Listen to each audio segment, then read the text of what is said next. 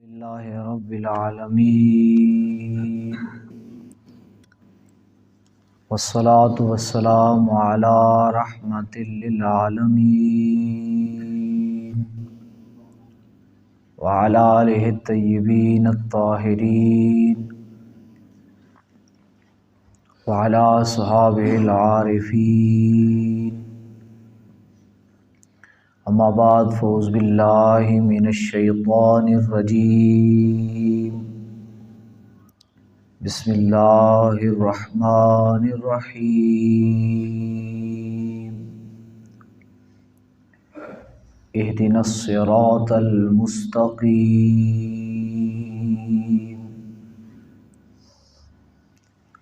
ان اللہ وملائکتہ یصلون علی النبی یا ایھا الذین آمنوا صلوا علیہ وسلموا تسلیما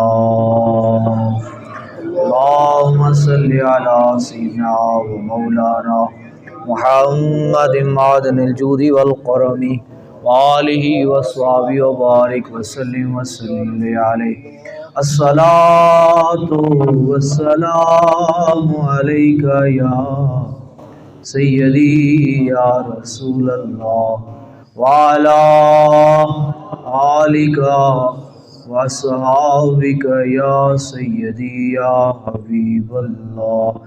اے برطرز خیال و قیاس و گما وہم وزہرچے گفتان شنیدیں وخاندیں دفتر تمام گشت بابایاں رسید عمر ماں ہم چنا در وصف اول تو ماں دائم کوئی گفتگو لب پر تیرا نام آ گیا تیرا ذکر کرتے کرتے یا رسول اللہ یہ مقام آ گیا۔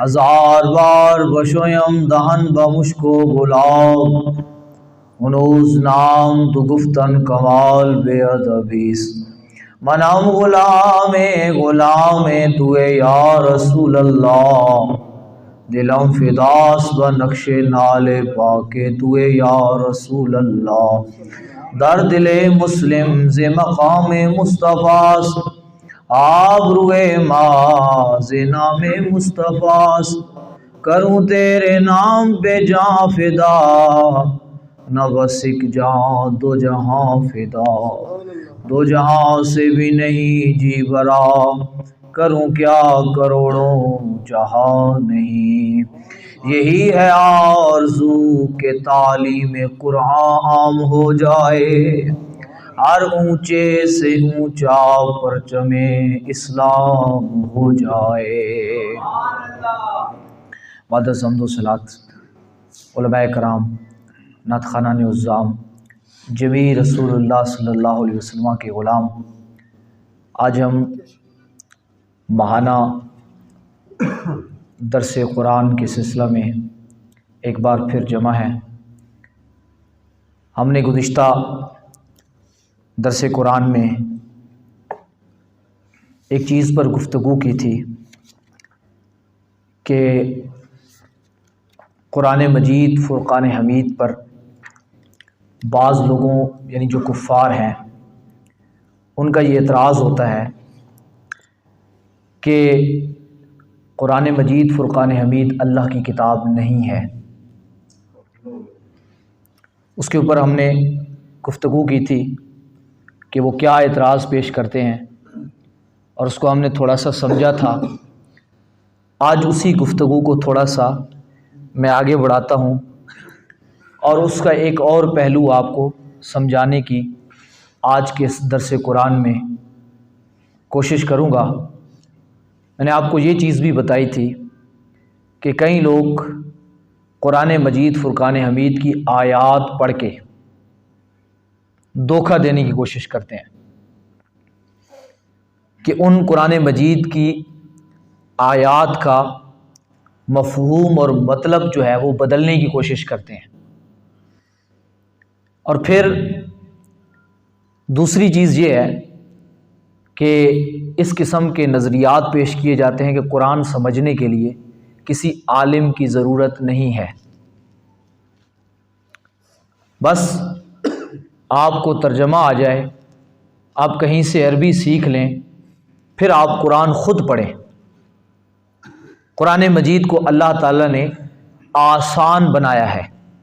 پھر وہ آیت پڑھیں گے وَلَقَدْ يَسَّرْنَا الْقُرْآنَ لِلذِّكْرِ، کہ ہم نے قرآن کو آسان کیا ہے۔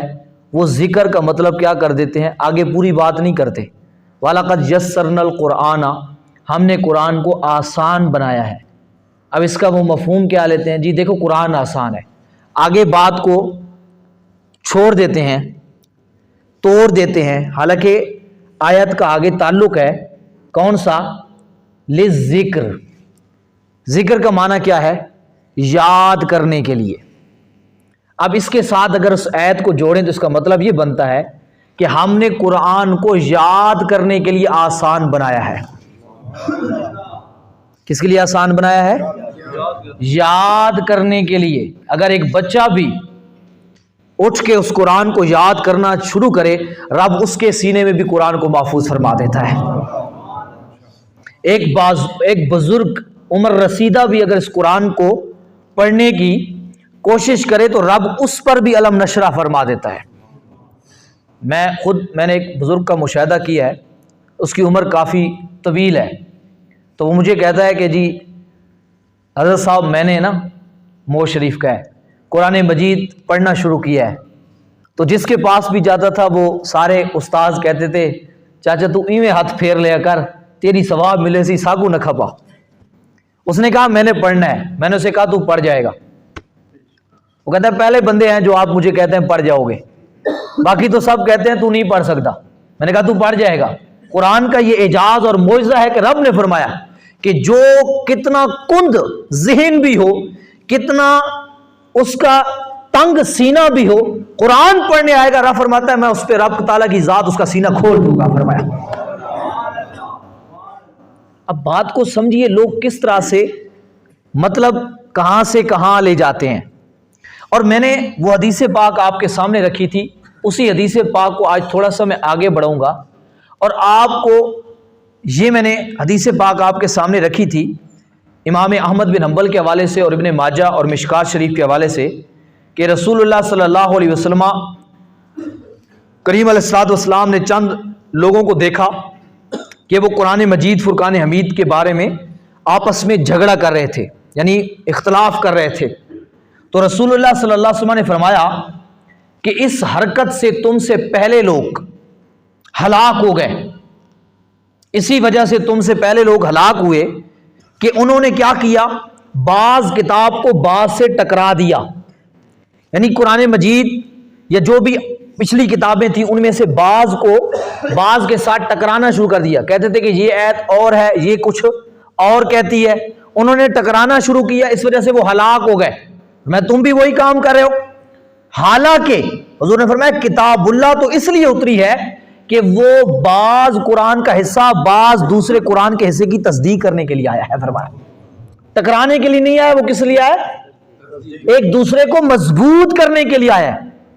اب پھر آقا دو عالم صلی اللہ علیہ وسلم نے فرمایا لہٰذا تم بعض کو بعض سے جھٹلاؤ نہیں، یعنی حضور نے نہیں فرمایا صلی اللہ علیہ وسلم نے کہ اس کے بعض حصے کو پڑھ کے بعض دوسرے حصے کو جھٹلاؤ نہیں، کہ تم ایک حصے کو مانو اور دوسرے حصے کا۔ اس پہ ہم نے بڑی طویل گفتگو کی تھی پچھلے درس قرآن میں، جو احباب موجود نہیں تھے تو ہمارے ان دوستوں نے یہ سلسلہ ریکارڈنگ کا بھی رکھا ہوا ہے، تو آپ اس پہ جا کے اس کو تفصیلی طور پہ سماعت بھی کر سکتے ہیں۔ اور میں نے عرض بھی کی تھی کہ کوشش کیا کریں نوجوان حضرات جتنے بھی ہیں، تو آپ جتنے ائمہ کرام بھی ہیں کوشش کیا کریں کہ یہ جتنی بھی گفتگو ہے اس کے پوائنٹس نوٹ کرنے کی کوشش کیا کریں، کیونکہ یہ چیزیں آپ کو دیکھیں دنیا کے ہر چیز کو ہم ایک پوائنٹ نوٹ کرتے ہیں، اور رب کے قرآن کے نوٹ کریں گے تو یہ تو قبر کا نور بن جائے گا آپ کے لیے۔ جب بھی اس کو پڑھیں گے سینے کو سکون ملے گا، آسانی میسر ہوگی کہ قرآن کا جو ہم نے فہم ایک دین کو سمجھنے کے لیے اور قرآن کو سمجھنے کا یہ سلسلہ شروع کیا ہے، تاکہ یہ تھوڑا تھوڑا آپ کے سینے کے اندر اس کی افہام و تفہیم ہو، تاکہ آپ کو کچھ سمجھ آئے اور کسی کو سمجھا سکیں۔ تو عرض میں کر رہا تھا، اب اس پہ گفتگو ہوئی تھی، اب اس کے بعد جو رسول اللہ کا فرمان ہے نا اس پہ غور کریں۔ جو لوگ کہتے ہیں نا علماء کے پاس جانے کی ضرورت نہیں ہے، قرآن تم خود سمجھ سکتے ہو، تو ان کے لیے یہ رسول اللہ کریم کا فرمان ہے۔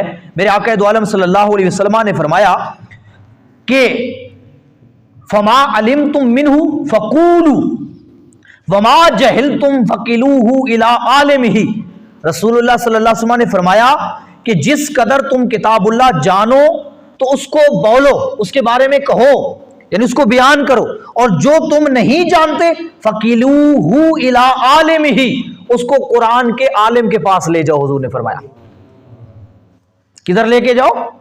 قرآن کے عالم کے پاس، یعنی جو قرآن کا علم رکھنے والا ہے اس کے پاس لے کے جاؤ۔ اگر قرآن مجید ہر ایک کی سمجھ میں آنے والی چیز ہوتی تو علماء کے پاس لے جانے کی ضرورت ہی کیا؟ کیونکہ اللہ نے اس کو آسان بنایا ہے، جو بھی پڑھنا چاہے عربی سیکھ لے اور عربی کے بعد اس کو سمجھنا شروع کر دے، تو عالم کے پاس جانے کی تو۔ لیکن رسول اللہ فرما رہے ہیں کہ جس چیز کا تم علم نہ ہو اس کو کدھر لے جاؤ؟ قرآن کے۔ اب اس چیز کے اوپر میں آج تھوڑی سی گفتگو کرنا چاہتا ہوں کہ قرآن کے ایک تو میں نے پچھلے درس پہ بھی آپ کو تھوڑا سا اس پہ روشنی ڈالی تھی کہ حضرت مولا علی کرم اللہ وجہ الکریم اور خوارج کے واقعے پہ، آج تھوڑی سی میں اس کے اوپر ایک اور چیز کے اوپر روشنی ڈالنا چاہتا ہوں۔ دیکھیے، ہم قرآن مجید کے عالم کے پاس جانے کی کیوں ضرورت پیش آتی ہے؟ قرآن مجید کو سمجھنے کے لیے صرف عربی ہی کیوں کافی نہیں؟ قرآن مجید کو سمجھنے کے لیے صرف عربی ہی کیوں نہیں کافی؟ تو سمجھیے گا ذرا۔ اب اللہ تعالیٰ نے اس کی میں ایک دو مثالیں دینے لگا ہوں، ان مثالوں کو میں سامنے رکھ کے آج ایک تو آپ کو تھوڑا سا یہ بھی سمجھ آئے گی، اور کچھ فقہی چیزیں ہیں جو آپ کو شریعت کے اندر روزمرہ زندگی میں بحیثیت مسلمان پیش بھی آتی ہیں، ساتھ ساتھ وہ بھی میں آپ کو سمجھاتا جاؤں گا تاکہ درس قرآن بھی ہو جائے، قرآن کی بھی سمجھ آتی جائے، اور اپنی زندگی کے جو معاملات ہیں وہ قرآن کی روشنی میں ہمیں سیدھا کرنے کا موقع بھی میسر آتا جائے۔ سورۃ بقرہ کی آیت نمبر ہے 228۔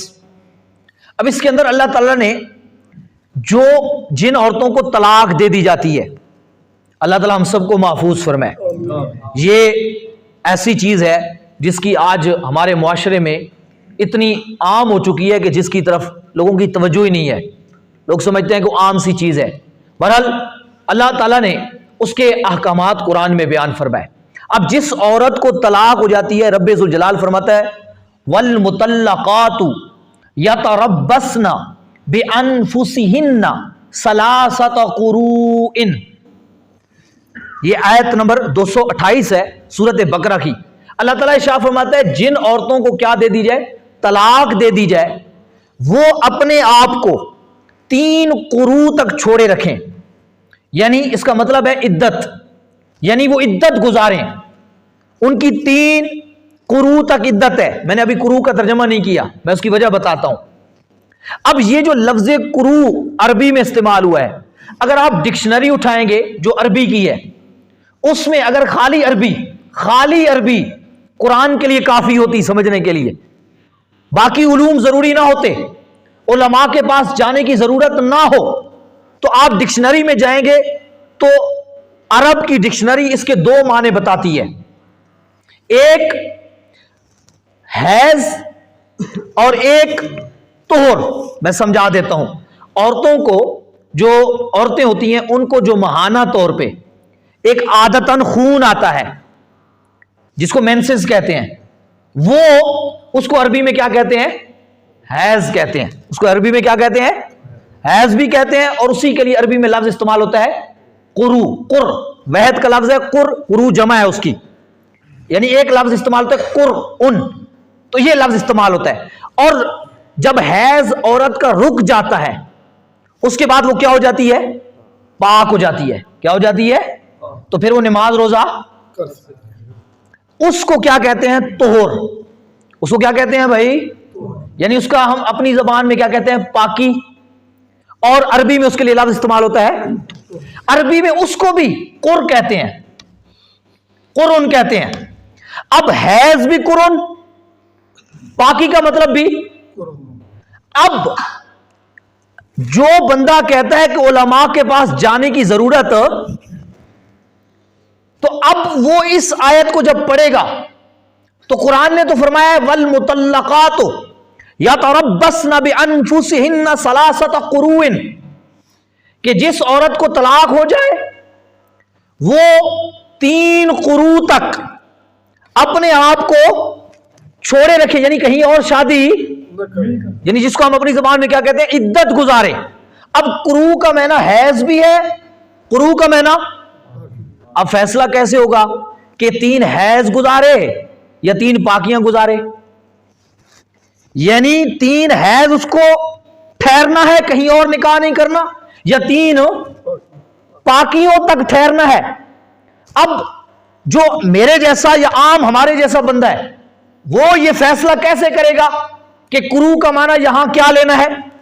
اگر ہم کہتے ہیں جی حیض لے لو، تو یہ تو پھر اپنی مرضی چلانی ہوئی، کیونکہ حیض کے ساتھ ساتھ اس کا عربی میں تو معنی طہر بھی ہے۔ اب اس کا فیصلہ کیسے ہوگا؟ اس کا فیصلہ ہمیں ایسے ہوگا کہ قروء کا معنی سمجھنے کے لیے آپ کو امام اعظم ابو حنیفہ کے در پہ جانا پڑے گا، امام شافعی کے در پہ جانا پڑے گا، امام مالک، امام احمد بن حنبل رضوان اللہ علیہ مجمعین کے در پہ جانا پڑے گا، اور وہ آپ کو اٹھا کے رسول اللہ کے صحابہ کے در تک لے جائیں گے، اور رسول اللہ کے صحابہ آپ کو اٹھا کے رسول اللہ کی برگاہ میں لے کے جائیں گے۔ کیا مطلب؟ سلسلہ ٹو چین ہو گیا کہ اب اس آیت کی جو وضاحت میرے مصطفیٰ نے فرمائی وہ کنہوں نے سنی؟ صحابہ کرام نے۔ کنہوں نے سنی؟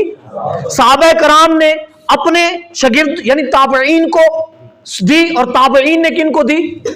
تبع تابعین، یعنی جو ان کے شاگرد ہیں ان کو۔ اور امام اعظم ابو حنیفہ کون ہے؟ تابعی ہیں۔ تابعی نہیں مانتے تو کم از کم تبع تابعی تو سب مانتے ہیں، یعنی صحابی کو جو دیکھے، صحابی کے پاس جو بیٹھے اس کو کیا کہتے ہیں؟ تابعی، اور جو تابعی کے پاس بیٹھے اس کو تبع تابعی کہتے ہیں۔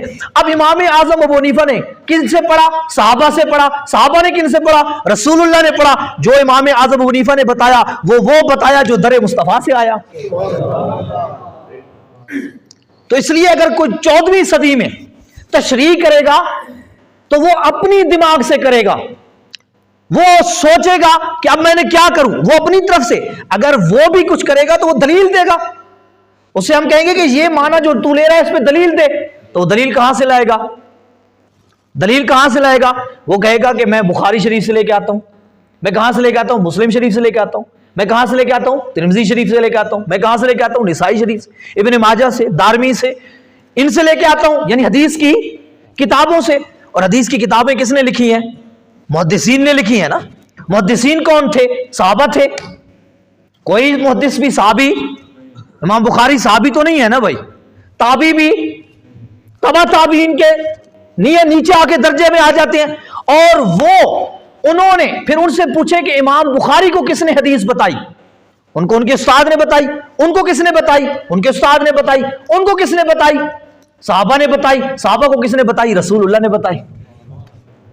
یعنی پھر بھی تمہیں گھوم گھما کے رسول اللہ کی برگاہ میں جانا پڑے گا۔ فیصلہ میرے محبوب کی برگاہ سے ہوگا، اور محبوب کریم کی برگاہ سے کون کریں گے؟ صحابہ کرام سے کون کریں گے؟ تابعین، تبع تابعین۔ اب میرا بتانے کا مقصد کیا ہے؟ میں اس پہ اتنی لمبی میں نے گفتگو کیوں کی؟ اب بات کو سمجھیں۔ اگر خالی قرآن کو سمجھنے کے لیے عربی کافی ہوتی تو جو قرآن کے الفاظ جن کے معنی 2 ہیں، 3 ہیں، اب عام آدمی کیسے فیصلہ کرے گا کہ یہاں کون سا معنی لینا ہے؟ اور جو مطلب لیں گے اس پہ شریعت کے مسائل کی بہت بڑی ایک عمارت کھڑی ہوتی ہے۔ مثلا ایک عورت کو 3 طلاقیں ہو گئیں، کیا ہو گئی بھائی؟ ذرا بولیے گا کتنے کیا ہو گئی؟ یہ میں آج آپ کو تھوڑے تھوڑے مسائل بھی سمجھا دوں تاکہ 3 طلاقیں ہو گئیں۔ اب جب 3 طلاقیں اس کو ہو گئی، اس پہ شرعی طور پہ کیا حکم ہے؟ وہ عدت گزارے۔ کیا گزارے بھائی؟ بولیے کیا گزارے؟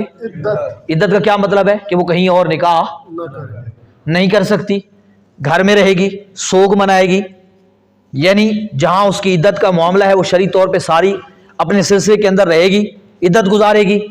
اب عدت جب ختم ہوگی تو پھر وہ کہیں کیا کر سکتی ہے؟ اگر عدت کے دوران نکاح کرے تو اس کا نکاح ہوگا؟ نہیں ہوگا۔ اس کا نکاح کیا ہوگا؟ نہیں ہوگا۔ عدت اس نے گزارنی ہے۔ اب قرآن مجید سے ہم پوچھنے جائیں کہ جس عورت کو طلاق ہو گئی اس کی عدت کتنی ہے؟ کیونکہ ہم خود تو فیصلہ، کیونکہ ہم پابند ہیں اللہ اور اس کے۔ اب ہم قرآن سے پوچھے تو قرآن مجید بتاتا ہے والمطلقات یتربصن بانفسہن ثلاثۃ قروء، کہ جو طلاق یافتہ ہوتے ہیں وہ 3 قروء عدت گزاریں۔ اب ہم قروء کو سمجھیں، ہم کہیں گے کرو کیا ہوتا ہے؟ ہم گئے عربی کی منجد میں، ڈکشنری میں، عربی میں دیکھا تو اس کا معنی حیض بھی ہے، اس کا معنی طہر بھی ہے. اب فیصلہ کیسے کریں کہ 3 طہر تک رہے گی یا 3 حیض تک نکاح نہیں کر سکتی؟ اگر 3 حیض کا فیصلہ کریں تو حیض تیسرا پہلے رک جاتا ہے اور طہر اس کے. اگر ہم کہتے ہیں قرآن فرماتا ہے 3 پاکیاں، اب آپ کو سمجھیں قرآن نے طلاق کا حکم کب دیا ہے؟ حیض میں دے سکتے ہیں طلاق؟ قرآن نے منع کیا ہے، اللہ کے رسول نے منع کیا ہے کہ آپ حیض میں اپنی عورت کو طلاق، جب حیض سے وہ پاک ہو جائے تو اس حالت میں کیا دو. اب جس طہر میں آپ نے طلاق دے دی اس کے بعد ایک حیض آئے گا، پھر پاک ہوگی، پھر حیض آئے گا، پھر پاک ہوگی، پھر حیض آئے گا. جو ہی حیض ختم ہوگا اس کی عدت. اب وہ کہیں نکاح کرنا چاہے تو نکاح کر سکتی ہے، جا سکتی ہے. اب تھوڑا سا پیچھے مڑیے، اگر حیض کو نہ لیا جائے، کیا لیا جائے؟ پاکی لی جائے، تو اب جس پاکی میں اس کو طلاق دی گئی اس کو شمار نہیں کریں گے، اس کے بعد والے کو شمار کریں گے. تو ایک اب حیض آیا، پھر پاکی، دوسرا پھر حیض آیا، پھر پاکی، تو کتنے ہو گئے؟ یعنی 4 طہر ہو گئے. قرآن تو کہتا ہے 3، قرآن تو فرماتا ہے 3 ہو گئے 4.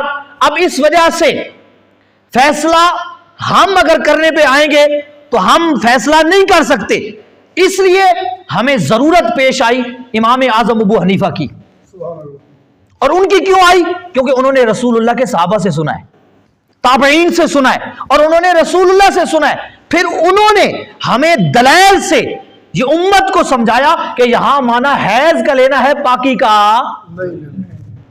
انہوں نے دلائل دیے. اب عام آدمی کے پاس دلائل ہی نہیں، جس کو عربی کے الف بے تے بھی پڑھنی نہیں آتی، جس کو حدیث کے اصول و ضوابط کا بھی نہیں پتا، وہ حدیثوں سے کیسے فیصلہ کر پائے گا کہ یہاں حیض لینا ہے یا طہر لینا ہے؟ جس بندے کو بلاغت کے اصول و ضوابط کا بھی، جس کو یہ بھی نہ پتا ہو کہ کرو کے کتنے معنی ہیں، وہ کیا بتائے گا کہ یہاں کون سا مطلب لینا ہے؟ اس وجہ سے رسول اللہ نے فرمایا، کیا فرمایا میرے آقا دو عالم نے ابن ماجہ کی حدیث کے مطابق، فَقِلُوهُ إِلَىٰ عَالِمِهِ، کہ قرآن مجید کے جو مقامات تمہیں سمجھ نہ آئے اسے قرآن کے عالم کے پاس لے کے چلے جاؤ. اس وجہ سے قرآن کے عالم کی ضرورت پیش آتی ہے. ابھی میں اس میں ایک اور تھوڑی سی گہری بات کروں. اب آپ کو پتہ ہے طلاق یافتہ عورتیں مختلف قسم کی ہوتی ہیں. کبھی وہ عورتیں بھی ہوتی ہیں جن کا صرف نکاح ہوتا ہے اور ان کی رخصتی ہوتا ہے نا، ایسا صرف کیا ہوتا ہے؟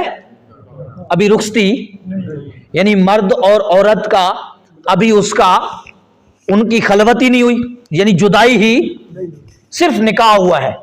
اب اس کو شریعت میں کیا کہتے ہیں؟ غیر مدخولہ. کیا کہتے ہیں؟ غیر مدخولہ. اب ایسی عورت کے بارے میں کیا حکم ہے؟ ایسی عورت کے لیے عدت ہے کہ نہیں ہے؟ اب آپ سوچیں گے قرآن تو اگر ایسی عورت کو کوئی بندہ طلاق دے دیتا ہے، یعنی صرف نکاح ہوا، نکاح ہونے کے بعد اس نے کیا دے دی بھائی؟ رخصت نہیں ہوئی، رولا ہو گیا، جھگڑا ہو گیا، ہو جاتے ہیں نا، تو اس نے کیا دے دی؟ اب اسے کوئی حضرت جو آج کے جدید سکالر ہیں جو اپنے آپ کو قرآن کے کہتے ہیں کسی عالم کے پاس جانے کی ضرورت نہیں، اسے کوئی پوچھے ہاں جی وہ عدت کرے گی، وہ کہے گا کیوں نہیں کرے گی، وہ کہے گا دلیل، وہ کہے گا قرآن فرماتا ہے والمطلقات یتربصن بانفسهن ثلاثه قروء، جس عورت کو طلاق ہو جائے وہ 3 قروء تک عدت گزارے. تو اب طلاق یافتہ ہے کہ نہیں؟ وہ کہے گا ہے، تو کہتا ہے تو قرآن کہتا ہے طلاق یافتہ نے عدت گزارنی ہے. اب آپ بھی کہیں گے سبحان اللہ بالکل ٹھیک دلیل دی ہے، لیکن جو قرآن کا عالم ہوگا نا وہ اسے بتائے گا یہ جو آیت ہے نا، قرآن کے اصول ہیں 2، فقہ کے اصول ہیں 2، تشریح یعنی تفسیر کے 2 اصول ہیں. ایک لفظ ہوتا ہے خاص، ایک لفظ ہوتا ہے عام. یعنی عام کا مطلب ہوتا ہے اس میں سب کچھ آ جاتا ہے، اور بعض اوقات دوسرے مقام پر اس خاص سے، اس عام سے کسی چیز کو کیا کر لیا جاتا ہے؟ نکال لیا جاتا ہے. مثلا میں آپ سب سے، آپ تشریف فرما ہے، میں آپ سے کہتا ہوں آپ سب بہر چلے جاؤ مگر حافظ کفایت اللہ صاحب. تو اب میں نے پہلے کیا کہا؟ آپ سب بہر चले जाओ। फिर थोड़ी देर बाद कहूं कि हाफिज कफैतुल्लाह साहब नहीं जाएंगे, तो पहले मैंने हुक्म दिया था सबको, तो इसमें कफैतुल्लाह साहब भी, लेकिन फिर दोबारा मैंने अलहदा तौर पे एक जुमला बोला कि हाफिज कफैतुल्लाह साहब नहीं जाएंगे, तो मैंने उसमें से इनको क्या कर लिया, खास कर लिया। पहला बात कहने वाला भी मैं था, ये दूसरी बात कहने वाला भी।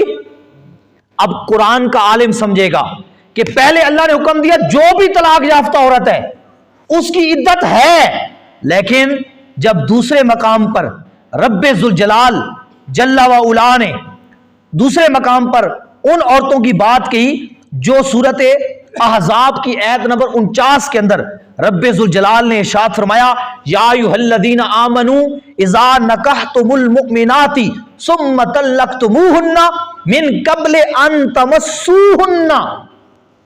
कुरान फरमाता है कि ए ईमान वालो, जब तुम मोमिन औरतों से शादी कर लो, क्या कर लो भाई, तो फिर क्या है, सुम्मा, फिर इसके बाद तलक़तुमूहुन्ना, तुमने उनको क्या दे दी, तलाक दे दी।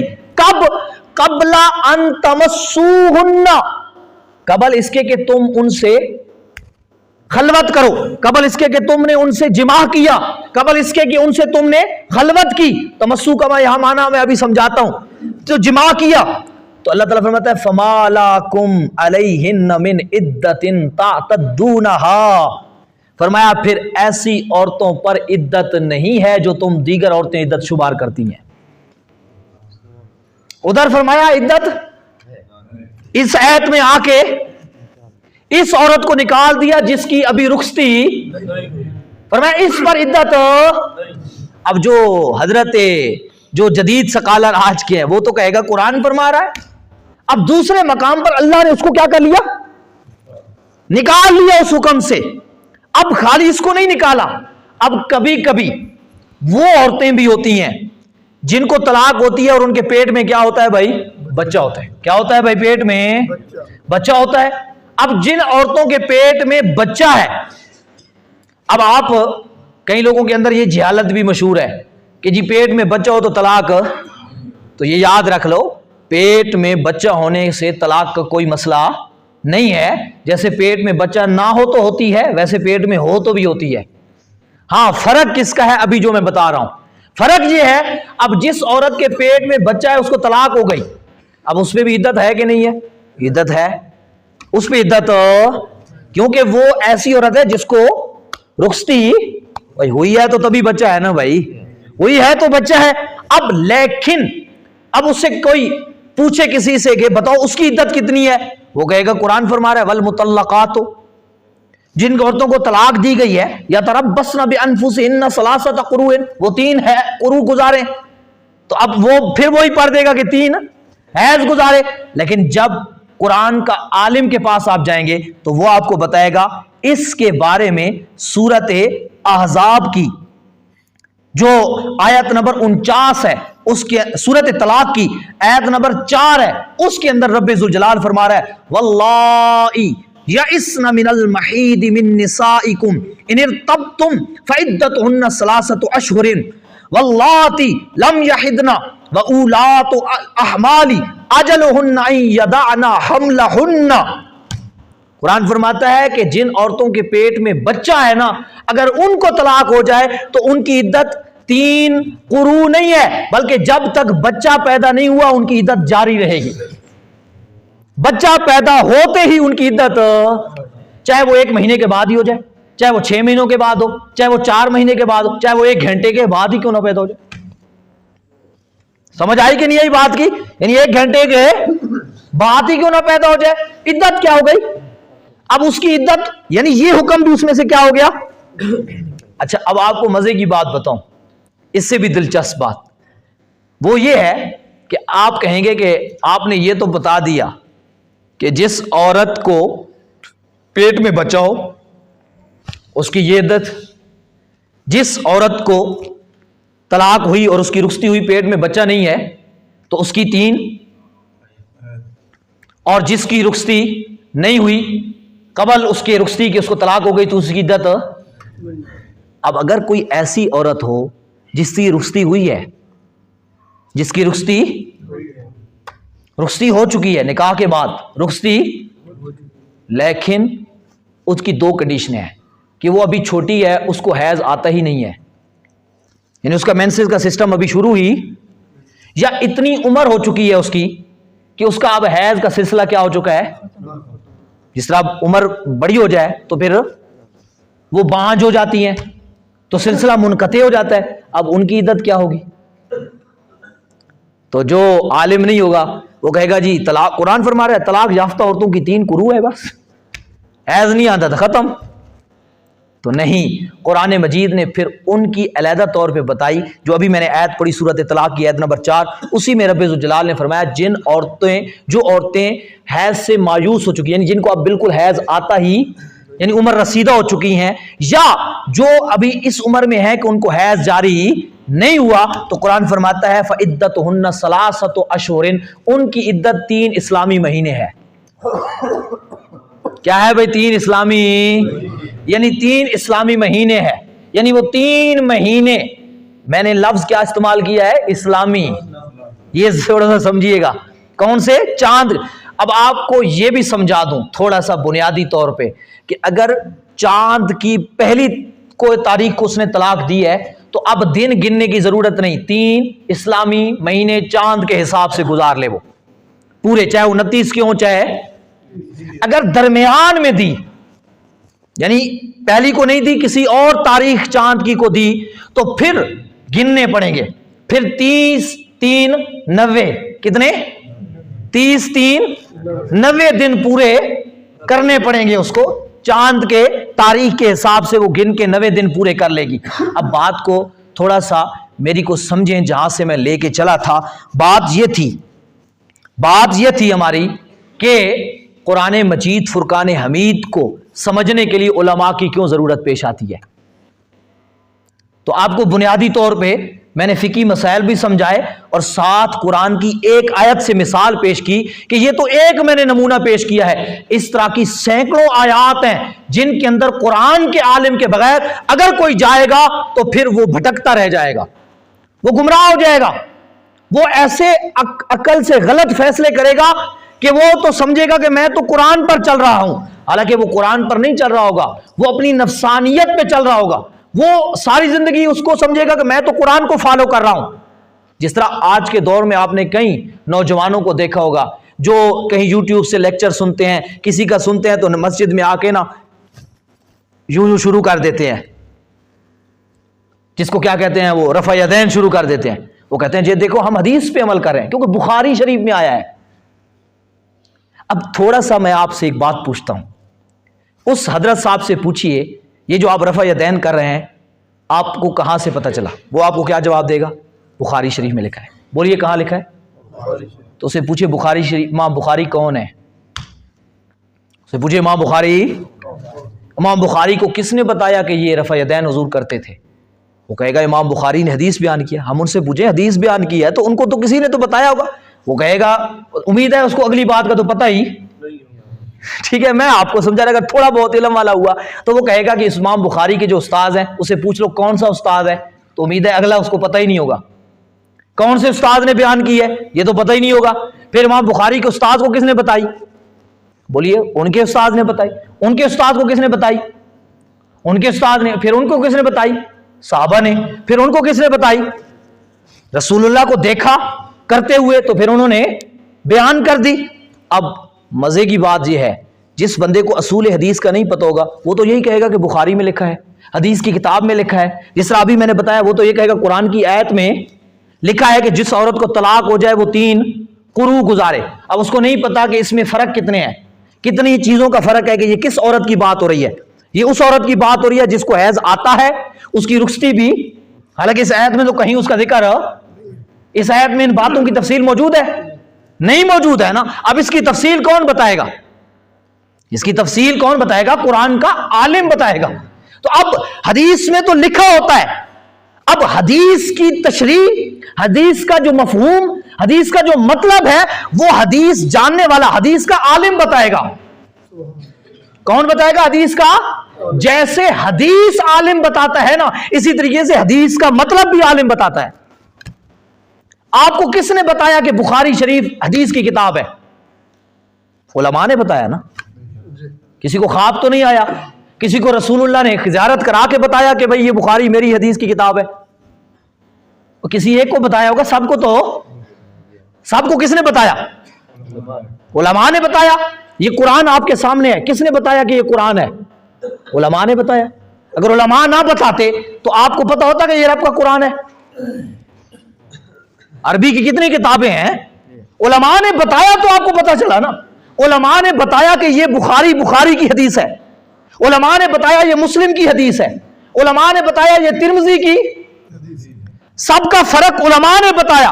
اور جب وہی عالم جو آپ کو یہ بتاتا ہے کہ یہ حدیث رسول اللہ کی ہے, اور جب وہی عالم آپ کو یہ بتاتا ہے کہ اس حدیث کا یہ مطلب ہے, تو آپ کہتے ہیں نہیں. عجیب منطق ہے نا بھائی. حدیث کے وقت اسی کی بات مانی جاتی ہے کہ حدیث اسی نے بتائی کہ یہ حدیث ہے, اور جب وہ یہ بتاتا ہے کہ اس حدیث کا مطلب, تو وہ کہتا ہے نہیں یہ مطلب نہیں ہے, یہ مطلب ہے. تو بات اتنی ہی سمجھے. ہم یہ بات کہتے ہیں کہ قرآن مجید جس طرح ہمیں علماء نے سلسلہ در سلسلہ مسجد نبوی سے جوڑ کے بتایا, ایسے ہی حدیث بھی ہمیں علماء نے سلسلہ در سلسلہ جوڑ کے بتائی, اور اسی طرح حدیث کا مطلب اور قرآن کا مطلب بھی ہمیں علماء نے جوڑ کے, یہ سلسلہ مسجد نبوی سے جوڑ کے اور رسول اللہ سے جوڑ کے ہمیں بتایا ہے کہ قرآن کی اس آیت کا یہ مطلب ہے اور رسول اللہ کی اس حدیث کا یہ مطلب ہے. اگر ہم اپنی سمجھدانیاں چلائیں گے تو پھر ہم تو یہ سمجھیں گے کہ ہم قرآن پہ عمل کر رہے ہیں, ہم حدیث پہ عمل کر رہے ہیں, لیکن حقیقت میں ہم قرآن اور حدیث پہ عمل. آپ کو میں نے پچھلے درس میں جو درس حدیث تھا اس میں ایک بات بتائی تھی کہ رسول اللہ نے یہ نہیں فرمایا علیکم بے حدیثی, تم پر میری حدیث لازم ہے, بلکہ حضور نے کیا فرمایا علیکم بے سنتی, تم پر میری کیا لازم ہے. اس کا فرق میں نے وہاں بتایا تھا کہ حدیث اور سنت میں کیا فرق ہے. اگر آپ نے سماعت کرنا ہو تو وہ پوری ریکارڈنگ موجود ہے, آپ اس کو سن لیں.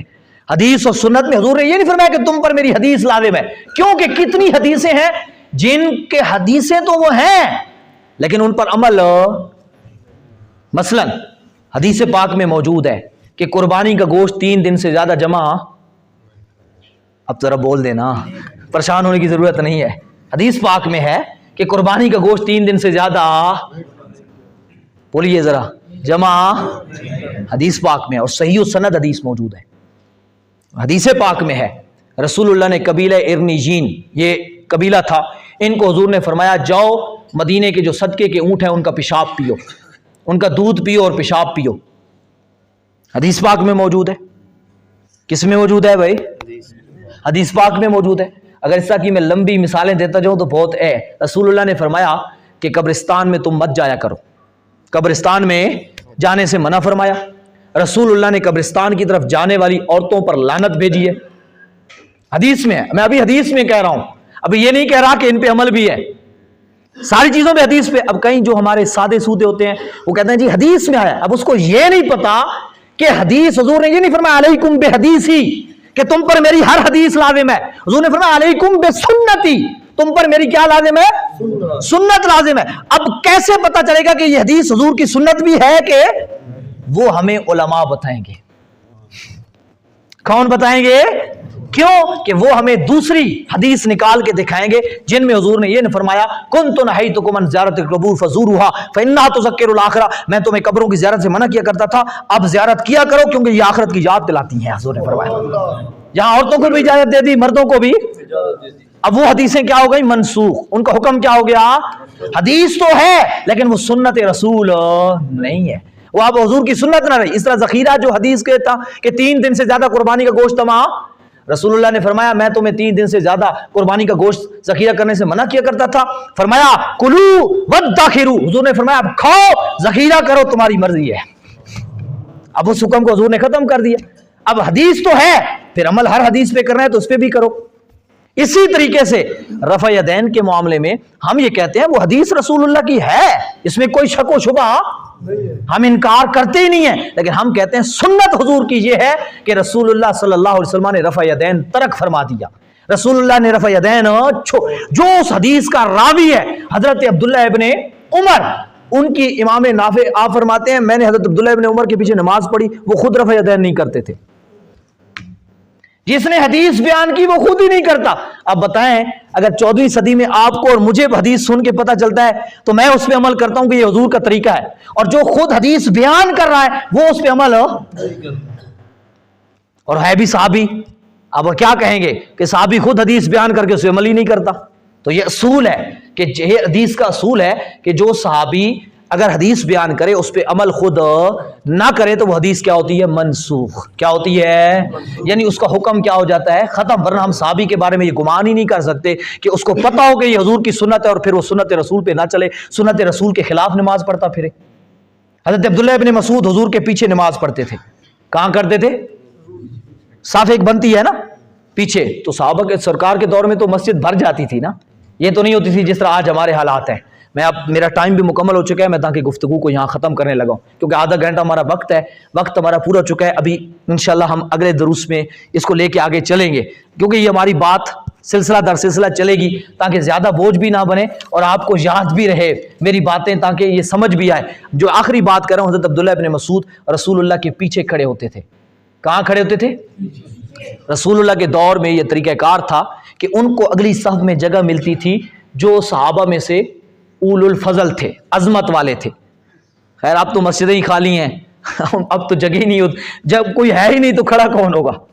اب تو مسجدوں میں بندے ہی نہیں ملتے، تو جب نہیں ملیں گے تو پھر یہی حالت. لیکن اگر اول الفضل ہوں موجود تو پھر اس کو جگہ قریب امام کے دی جائے جو کیا ہو؟ عظمت والا ہے.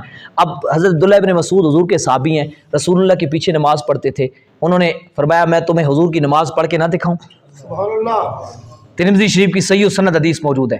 آپ نے فرمایا الا اصلی بکم رسول اللہ صلاۃ رسول اللہ، کیا میں تمہیں آج حضور کی نماز پڑھ کے نہ دکھاؤں؟ صحابہ نے کہا دکھاؤ. کیا لفظ فرمائے؟ میں تمہیں حضور کی نماز پڑھ کے، اور ہے بھی کہاں کھڑا ہونے والا؟ رسول اللہ کے جو پچھلی صف میں کھڑا ہو نا، اس پہ تو امام کے معاملات مخفی ہو سکتے ہیں کہ پتہ نہیں امام کیا کر رہا ہے. جو بالکل پیچھے کھڑا ہو اس نے امام تھوڑے ایویں کر سی تے پتہ سی اج استادی خیر تھا ہی تے ویسے بھی امام تے زیادہ نظر ہونی ہے کسی اور پہ نظر ہو نہ ہو امام دے اوتے ہوندی ہے کہ امام صاحب تھوڑا ہلے جلے صحیح اس دی خیر، کیونکہ کہتے جو ہے پیچھے سے امام دے، تو اس وجہ سے پیچھے سے امام کے تو پیچھے لگ جانے.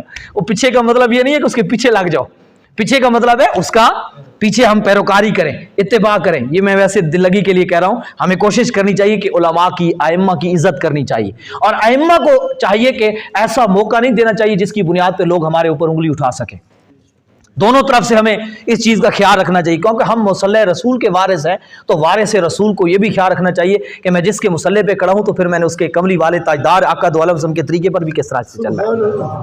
اور پچھلوں کو یہ دیکھنا چاہیے کہ جس مصلی پہ وہ کھڑا ہے تو خیال رکھ کے جاؤں کہ ڈی پی او کی کرسی پہ بیٹھا ہو تو ہم اس کو اگر ڈر کے کھڑے ہوتے ہیں، چاہے وہ ڈی پی او نہ بھی ہو نا، کرسی پہ تو بیٹھا ہے نا، ٹھیک ہے، تو اس کے ساتھ ایسی بات اس طرح جو جج ہوتا ہے اس کی کرسی پہ بیٹھا ہو تو خیال رکھتے ہیں. تو کم از کم یہ دیکھ لیا کرو ٹھیک ہے یہ کسی کھاتے کا نہیں کھڑا تو رسول اللہ کے مصلی پہ ہے. سبحان اللہ. تو آپ نے کیا فرمایا؟ میں کہتا ہوں میں حضور کی نماز پڑھ کے نہ دکھاؤں؟ کہا آپ کھڑے ہو گئے. لم یرفع یدیہ الا اول مرہ، آپ نے پوری نماز میں صرف تکبیر تحریمہ کے وقت ہاتھ اٹھائے، اس کے بعد بغیر آپ نے بالکل اپنی پوری نماز میں ہاتھ نہیں اٹھائے.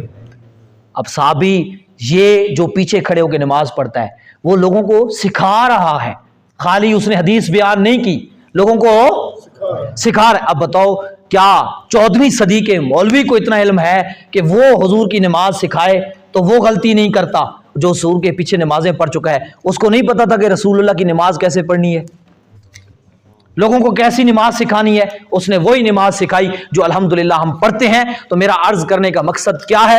آج کی ہماری گفتگو کا خلاصہ اینڈ یہ ہے جس پہ میں آج اپنی گفتگو کو سمیٹ رہا ہوں. وہ ہماری گفتگو یہ تھی کہ رسول اللہ نے جو فرمایا نا کہ جس چیز کا تمہیں علم نہیں فَقِلُوهُ إِلَىٰ عَالِمِهِ، اسے قرآن کے عالم کے پاس لے جاؤ. اسے کس کے پاس لے جاؤ؟ قرآن کو سمجھنا ہے یا حدیث کو سمجھنا ہے تو اسے تمہیں علماء کے پاس جانا پڑے گا. اور ہم جو جن کے پاس ہم علم حاصل کرتے ہیں تو ہم اپنی عقل کے تحت حدیثوں کو نہیں پرکھتے، ہم ان کو پچھلے علماء محدثین کی نگاہ سے دیکھتے ہیں کہ انہوں نے کیا فرمایا، پھر انہوں نے جو فرمایا وہ اپنے پچھلے محدثین کی، اور پھر اس طرح یہ سلسلہ چلتا چلتا مسجد نبوی میں بیٹھے ہوئے رسول اللہ کے صحابہ تک چلا جاتا ہے. اس لیے ہم اپنے گلے سے رسی اتارتے نہیں ہیں، اور محفوظ وہی ہے جو اس سلسلے کے ساتھ اپنے آپ کو جوڑے رکھتا ہے۔ ویسے تو ہر کوئی آیت پڑھتا ہے نا، کون سی کہ جی لا تفرقو، فرقے نہ ہو، اللہ کی رسی کو واعتصموا بحبل اللہ، اللہ کی رسی کو مضبوطی سے۔ وہ کون سی رسی ہے؟ وہ کون سی رسی ہے؟ وہ یہی رسی ہے جو علماء سے چلتی ہے اور مسجد نبوی تک چلی جاتی ہے۔ خود اسی رسی کو توڑتے ہیں اور پھر آیت بھی پڑھتے ہیں واعتصموا بحبل اللہ، اللہ کی رسی کو خود توڑے بیٹھے ہیں، خود نیا مذہب، نئی طریق، نیا سوچ، نئی ایک جدت نکال کے بیٹھے ہیں جو 14 صدیوں میں کسی مفسر محدث نے بیان نہیں کی، اور نیا ایک رسی توڑ کے بیٹھے ہیں، اور پیچھے سے آیت بھی یہ پڑھیں واعتصموا بحبل اللہ، واعتصموا بحبل اللہ۔ اہل سنت و جماعت کے ہاتھ میں ہے کہ ہم نے جس رسی کو تھاما ہے وہ رسی احمد رضا فاضل بریلوی تک جاتی ہے، وہ وہاں سے چلتی ہے تو داتا علی حجویری تک جاتی ہے، اور وہاں سے چلتی ہے تو امام اعظم ابو حنیفہ تک جاتی ہے، اور وہاں سے چلتی ہے تو حضرت حماد تک جاتی ہے، اور حضرت حماد سے چلتی ہے تو عبداللہ ابن مسعود تک جاتی ہے، اور عبداللہ ابن مسعود سے چلتی ہے تو جناب مصطفیٰ کریم کے ہاتھ میں جاتی ہے۔ یہ میں نے اپنی شارٹ لفظوں میں اپنی حدیث کی، اپنی فقہ کی سند پڑھی ہے۔ ہم بے سندے نہیں ہیں، ہم سند والے ہیں، ہم نے اپنی رسی رکھی ہوئی ہے۔ اس لیے کسی کے بہکاوے میں، جتنے میرے نوجوان، میرے دوست، میرے بھائی بیٹھے ہیں، کسی کے بہکاوے میں آنے کی ضرورت نہیں ہے۔ واعتصموا بحبل اللہ کو مضبوطی سے تھام کے رکھو، کسی فرقے میں، کسی نئی سوچ میں، کسی نئی فکر میں جانے کی ضرورت نہیں ہے۔ جس نے اس رسی کو تھام رکھا ہے سمجھو اس کی رسی مسجد نبوی تک جڑی ہوئی ہے، اور جو اس سے کٹ گیا، میرے مصطفیٰ نے فرمایا من شذ شذ فی النار، جو اس سے جدا ہو گیا، کٹ گیا، فرمایا سیدھا وہ دوزخ میں جا کے گرا۔ یہ میں نے شارٹ لفظوں میں یہ رسول اللہ کی حدیث پڑھی ہے، یعنی جو اس طریقے مسلمین سے نیا ایک راستہ نکالتا ہے تو پھر اس کا انجام یہی ہوگا۔ اس لیے ہم سب کو قرآن مجید فرقان حمید کے ان مفہوموں کو انشاءاللہ یہ گفتگو یہ ہر مہینے کی 10 تاریخ کو یہ آپ کے شہر میں یہ سلسلہ الحمدللہ جاری و ساری ہے۔ میں ائمہ کرام کو، آپ کے ان نوجوانوں کو، مولانا انور صاحب کو، اور جتنے بھی ائمہ کرام یہ ہمارے اب آپ تشریف فرما ہے، ان کی کاوش کو سلام پیش کرتا ہوں کہ انہوں نے یہ سلسلہ آپ لوگوں کے لیے شروع کیا ہے کہ از کم وقت میں ہم لوگ بیٹھ کے اللہ کے قرآن کو سمجھیں کہ قرآن مجید ہمیں کہتا کیا ہے، اور آج جو نئے نئے فتنے جنم لے رہے ہیں تاکہ ان فتنوں سے ہم اپنے ایمان کو کیا کر رکھیں، بچا رہ سکیں۔ اللہ تعالیٰ عمل صالح کی توفیق عطا فرمائے۔ الحمدللہ رب العالمین اجمعین۔